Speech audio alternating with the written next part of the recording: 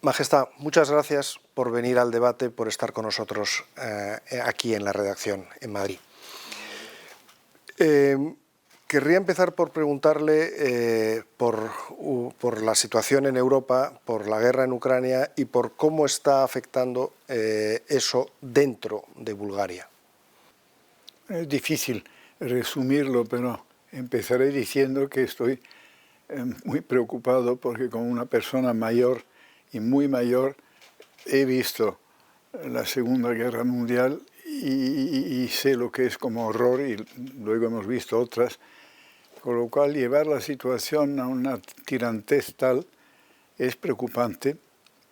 En cuanto a Bulgaria, pues por su situación geográfica, por su historia, como sabes, y tal, pues estamos más cerca de Rusia, más cerca en el sentido geográfico y físico que, por ejemplo, Occidente o España. En fin, hay otros países naturalmente que están más cerca en el norte, pero bueno, la cosa es que hay también que mirar el pasado del país, el rol de Rusia que nos ayudó a liberarnos de del Imperio Otomano, el idioma que es parecido, ahora que se puede hablar de religión, la religión es parecida, así que inevitablemente hay gente que tiene ciertas simpatías por Rusia.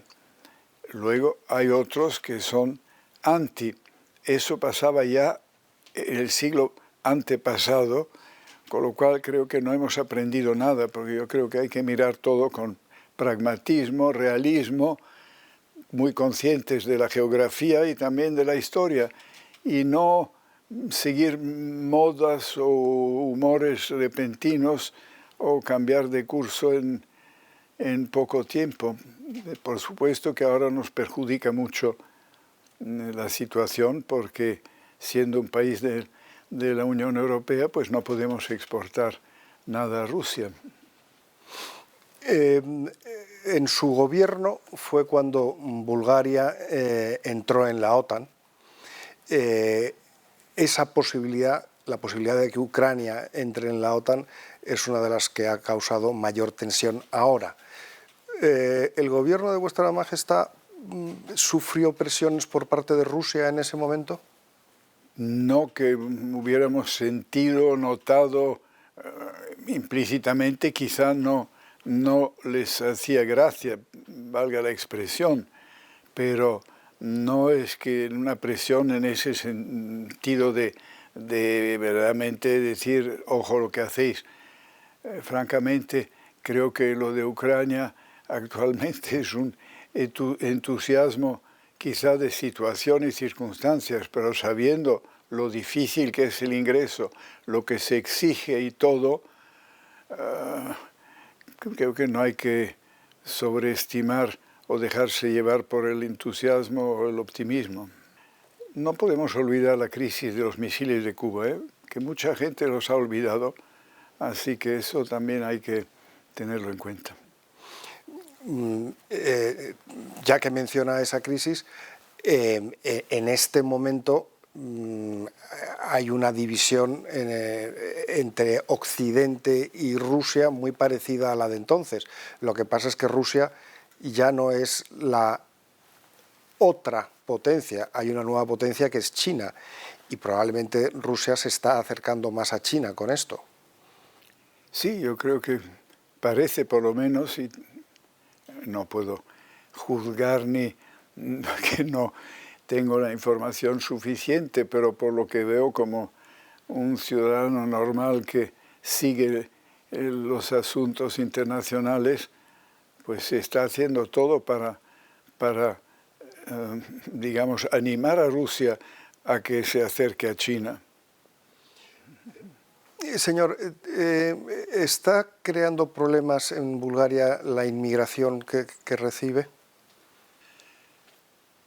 Creo que según nuestras autoridades no verdaderamente, porque entró una ola primera, que tenemos una minoría búlgara en Ucrania, y luego fueron pasando los ucranianos, digo, pero han quedado unos 70.000 los demás han seguido la ruta, como decimos, hacia el oeste o hacia Alemania. Inmigración, en otro sentido, la ilegal, por desgracia, eso es una cosa que es una crueldad y tristeza de los pasadores que siguen utilizando. Hace poco hubo una ambulancia falsa en la que habían metido refugiados que habían cruzado la frontera con Turquía. El otro día en un coche fúnebre, que es horrible, pero se llega a esas cosas por el dinero que va por medio a esta pobre gente que les explotan de ese modo. Pero no es algo de masas y tampoco se quieren quedar en Bulgaria, porque la ley o el reglamento con la Unión Europea es que el primer país de la Unión que tocan es el que... Pero por mucho que hagamos, no los puedes internar, porque ellos no quieren quedarse en Bulgaria. Esos son problemas, yo diría, administrativos, políticos, pero tristes en lo que concierne al ser humano. El problema de la corrupción en Bulgaria sigue siendo un problema relevante y es un freno para Schengen y es un freno para el euro.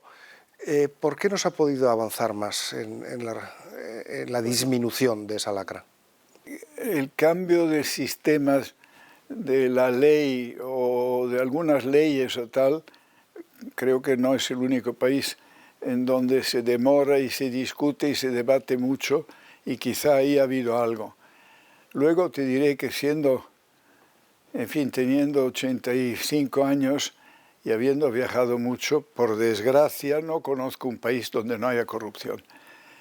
Y lo de arrojar la palabra corrupción así libremente para hacerse el bueno o el puro, sin verdaderamente saber las cosas, a veces es algo que encuentro injusto, y en ciertos círculos, para hacérselos exigentes y severos, arrojan sanbenitos no justificados. No digo que no haya corrupción, pero tampoco es algo tan...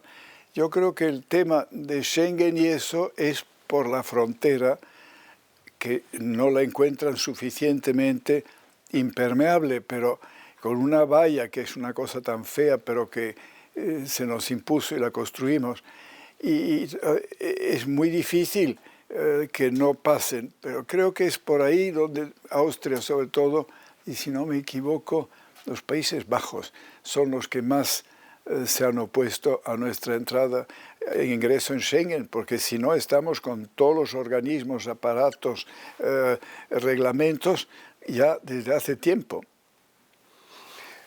Señor, hace ya 22 años desde que se presentó a las elecciones y ganó aquellas elecciones, una victoria aplastante. Con esta perspectiva, ¿qué se arrepiente de no haber podido hacer en su etapa de gobierno y qué valoración hace después de tantos años? Pues que hemos perdido mucho tiempo en esos 22 años. ¿En qué? En general, de haber vivido un poco más de consenso, de entendimiento entre partidos, entre, no sé, hasta si quieres decir el público, ¿no? En general, podríamos haber avanzado más. En eso ha habido lentitudes, para mí, me parecen perjudiciales para el país, porque en 22 años yo mismo, y me equivoqué, quizá pensé que con laptops y todo, viajes de la gente, libertad y tal, entrarían mucho antes en el ritmo, si quieres, occidental no lo llamaría, pero en fin, del mundo libre o del... Y ha sido como mucho más lento todo.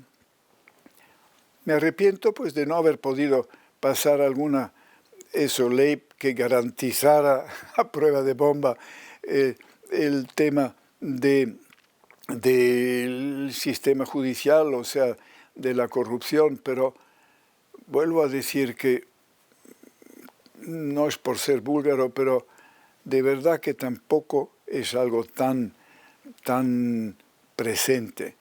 Cada vez hay más medidas y cada vez nosotros queríamos haber entrado en el euro en el 13, o sea que estamos al 23 y hay 10 años de retraso, que te hablaba de los retrasos. Pero con eso ya teníamos bastantes cosas hechas y preparadas como nos lo piden.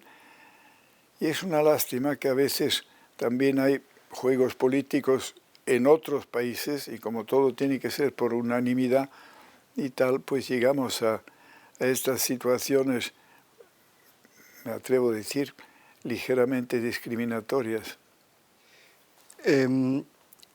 Ha terminado hace muy poco sus pleitos con el Estado búlgaro sobre su domicilio, que lo recuperó, se lo volvieron a intentar quitar y lo ha ganado. Esto ya es definitivo, no hay recurso posible. ¿Eso le va a sentar más allí, menos en Madrid, o va a seguir yendo y viniendo? Yo llevo 20 años en Sofía. Vengo a Madrid cuando pueda porque he tenido la suerte de vivir aquí tantos años y tengo tantos amigos y parte de la familia. Pero en fin, ahí estoy ya desde el año 2000. Pero bueno, el saber que tu propia casa es tuya, creo que es una cosa de agradable o un aliciente, porque poniéndolo en cuestión parecía una cosa tan fea como si nos hubiéramos apropiado de bienes ajenos, ¿no? Muy bien, señor, pues muchísimas gracias. Es un honor que haya querido acompañarnos hoy. A ti, gracias por el interés de vuestro periódico que tiene tantos seguidores. Gracias.